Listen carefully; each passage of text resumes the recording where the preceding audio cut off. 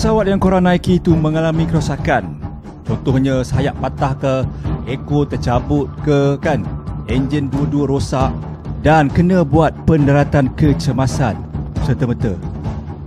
Terfikir tak apa cabin crew akan lakukan selepas ini?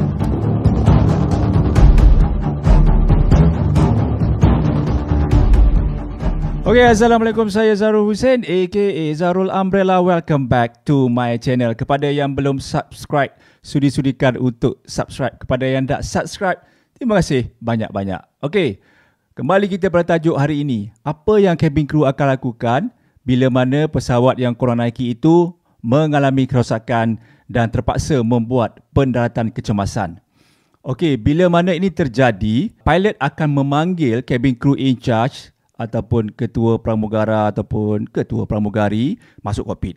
Okey, dia akan bagi tahulah situasinya macam mana, rosaknya kapal tu kat mana dan pendaratan kecemasan ni akan berlaku di mana, sama ada berlaku atas air ataupun berlaku dekat darat ataupun berlaku dekat padang pasir atau mana saja. Kita itu perlu dibagi tahu oleh kapten kepada anak kapal dan juga tempoh masa yang diorang ada untuk membuat pendaratan kecemasan itu. So, bila dah bagi tahu itu, cabin crew in charge ni akan masuk ke cabin dan dia akan panggil anak-anak kapal dia, anak-anak buah dia. So, dia akan relay message yang sama apa yang kapten bagi tahu tadi. Dan dia akan coordinate persediaan-persediaan yang perlu dilakukan untuk membuat pendaratan kecemasan ini. Okey. Pendaratan kecemasan ni ada dua kategori sebenarnya. Satu yang prepared emergency dan satu lagi unprepared emergency. So sekarang hari ni kita nak cerita pasal yang prepared emergency ni. Okay, let's say lah kata kita ada dalam 1 jam untuk membuat pendaratan kecemasan. Yang pertama sekali cabin crew kena buat apa tahu? Jangan panik. Cabin crew tidak boleh panik ya. Mungkinlah you panik sekejap, tapi tak boleh lama-lama. Dan you kena fokus balik untuk buat. Memanglah kalau kita tahu pendaratan kecemasan ni macam sesuatu yang agak mengerikan. 50-50 tu, tapi bergantung juga. Ada yang selamat, ada yang cedera, ada yang teruk kan. Tapi ini yang saya cerita ni ialah guideline sajalah. Macam mana preparation dilakukan bila mana akan terjadinya pendaratan kecemasan. Okey. Yang pertama sekali, ketua pramugara akan buka lampu kabin seterang-terang tidaklah. So, bila dah terang tu mungkin yang tengah tidur ke apa semua terjaga dan dia akan buat announcement mengatakan yang kapal gini dan kita akan membuat pendaratan kecemasan gini kat mana dan kita ada berapa masa lagi untuk membuat pendaratan kecemasan itu. Dan pendaratan kecemasan itu mungkin dekat air ataupun dekat darat ya. Dan lagi satu, ketua pramugara ataupun ketua pramugari ini kena stopkan, berhentikan apa saja in-flight entertainment. Video ke apa ke, kena stop tu semua. Takut nanti kan ada yang buat bodoh je kan. Nak tengok movie je kerja. Padahal kita nak buat pendaratan kecemasan ni. Ada orang macam tu. Okey. Pindahkan passenger ke exit area. Ini untuk memudahkan, orang kata mempercepatkan lagi proses evacuate bila kita dah mendarat nanti. Itu kalau passenger tak penuh lah. Kalau penuh, terpaksa duduk kat tempat masing-masing. Seterusnya, edarkan bantal selimut kepada yang memerlukan. Contohnya bayi, mothers with infant, anak-anak kecil, orang-orang tua ataupun orang-orang kurang upaya. Itu bagi mengurangkan impak bila kita mendarat cemas nanti. Yang seterusnya, pilih PSP. PSP ni bermaksud pre-selected passengers. Pre-selected passenger ni merupakan orang-orang yang capable enough untuk membantu cabin crew untuk menjalankan tugas dia apabila terjadinya pendaratan kecemasan nanti. So orang-orang yang dipilih ini orang-orang seperti mungkin ada angkatan tentera kat dalam tu, anggota tentera, anggota polis, anggota rela ataupun cabin crew yang tengah bercuti ada dalam kapal tu. So pilih orang-orang yang sebeginilah. Okey, kalau tak ada pun mungkin orang-orang yang badan dia macam askar ke, badan dia macam polis ke untuk membantu cabin crew. So membantu maknanya untuk control crowd ke, untuk tolong bukakan pintu ke kalau pintu tu jam, ataupun mengurangkan lagi risiko kecederaan kepada penumpang-penumpang yang bersesak-sesak nak keluar tu kan. Itu tugas-tugas pre-selected passengers. Yang seterusnya, buddy system. Dia orang kena cari passenger-passenger yang able-bodied juga, okay, untuk menjaga mothers with infant, orang kurang upaya, orang tua bila mana proses evacuation nanti. Maknanya engkau, si A, si Polan, si A ni kena jaga makcik tua ni yang kurang upaya. So bila proses evakuasi tu dia kena bawa lah makcik tu, kena jaga makcik tu, turun sama-sama dengan dia ke, macam tu lah. Itu dipanggil buddy system. Cabin crew kena make sure, kena assign seorang-seorang kepada penumpang-penumpang yang tertentu. Seterusnya, cabin crew kena pastikan yang galley dan cabin secured for emergency landing. Maknanya dia kena pastikan galley dia selamat, switch off galley power untuk mengelakkan apa lagi short circuit dan juga mungkin kebakaran apabila impact emergency landing nanti, dan juga ensure cabin tak ada loose item, okay? Yang mungkin bila kita dah impact tu mungkin satu benda bag yang loose item tu yang melayang-layang bila kita mendarat kan. Itu kita tak mahu.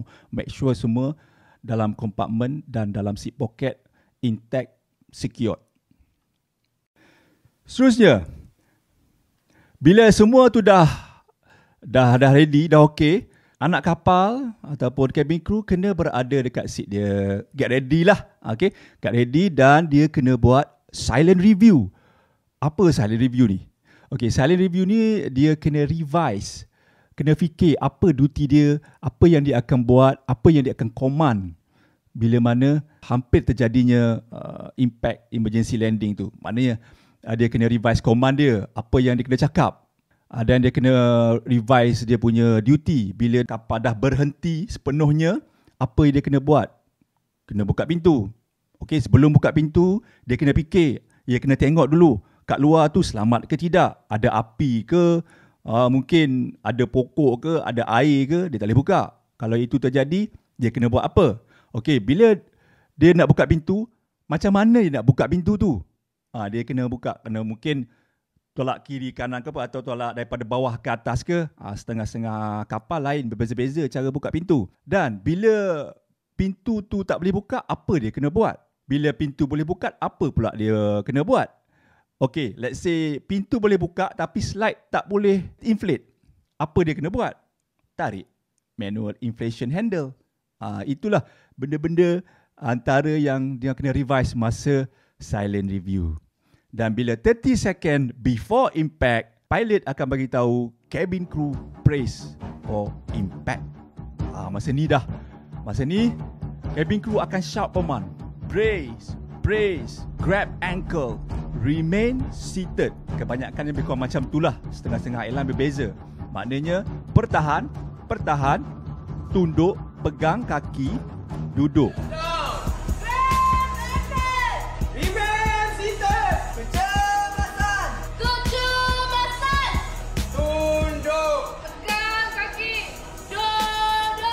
Okey, bila dah mendarat dan kapal terbang berhenti sepenuhnya dan cabin crew itu masih lagi okey, tak patah ke, tak cedera ke, boleh lakukan duty dia.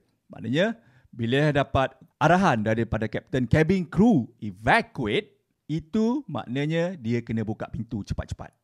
Dan dia kena revise balik apa yang dia ingat tadi. Okey, check pintu, assess condition, selamat ke tak selamat, buka pintu.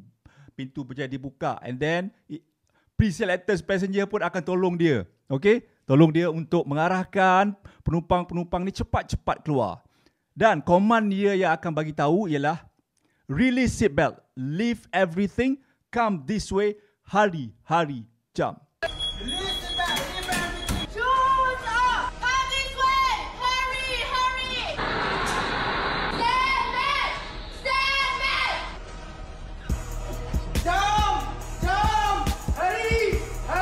Jump, hurry. Buka tali pegang keledar, ikut sini, Mungkin form 2 line, kau buat 2 barisan. Kalau kapal besar, kalau kapal kecil, tak payah form 2 line lah. Okay, ikut sini, cepat lompat, hari-hari jam, keluar terus macam tu.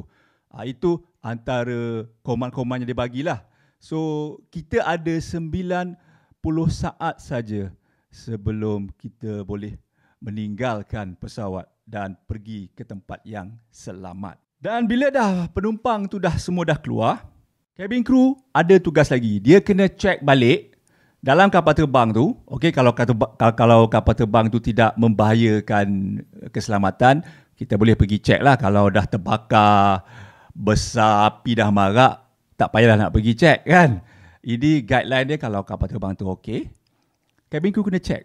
Semua sudah keluar. Semua sudah evacuate. Mungkin manalah tahu kot ada seorang-seorang pakcik ni duduk tengah tidur ke apa, pengsan ke, kita tak tahu kan. Tertinggal dia seorang. Itu yang bila ada, bawa keluar lah. Kalau tak ada, tak apa. Then, cabin crew juga kena bawa keluar satu megafon, satu first aid kit dan satu transmitter. Ini 3 barang very important kalau kita buat emergency landing. Transmitter ni kalau korang mendarat kecemasan dekat airport tak payahlah sebab of course bomba penyelamat semua dah ada. Tapi kalau dekat padang pasir ke, dekat kawasan entah mana-mana ke, transmitter diperlukan. Megafon untuk control the crowd dan first aid kit untuk attend to passenger yang cedera lah.